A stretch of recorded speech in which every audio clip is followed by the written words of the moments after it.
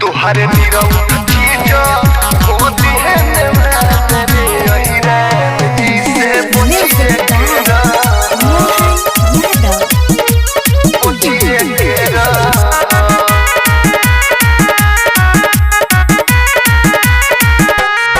के कर दम्बा के छूते ही हड़ रे खटिया ही हमसे करेला प्यार रे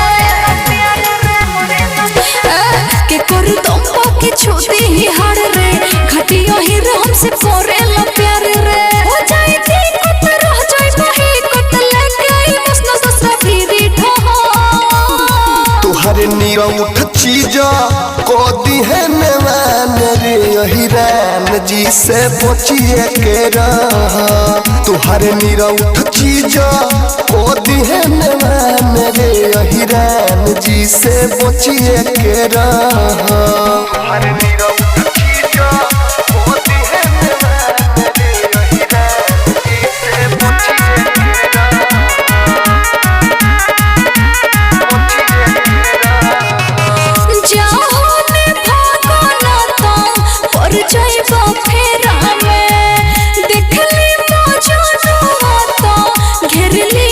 के रहा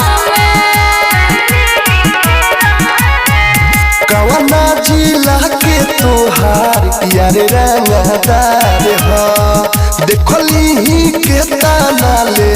पावर तोहार हो पहचान तोहर ले ही जाने अब ढेर कुछ तू औरी जाने कहा तुहरे नीरव चीजा को दी है नवान रे अहिरान जी से पूछिए के रहा तुहरे नीरव चीजा को दी है नवान रे अहिरान जी से पूछिए के रहा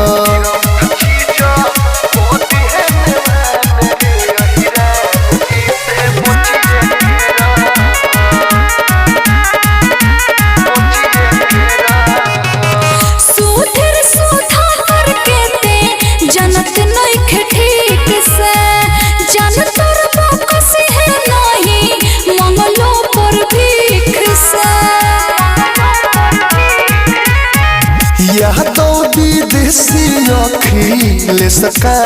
कम बा अंदर समाइल तोरा खाली भरम बा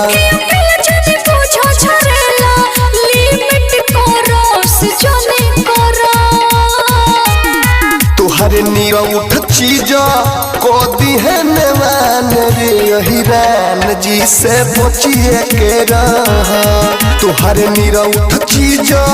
को दी है नवान रे अहिरान जी से पूछिए के रहा रसीला रिकॉर्डिंग स्टूडियो गुमनिया।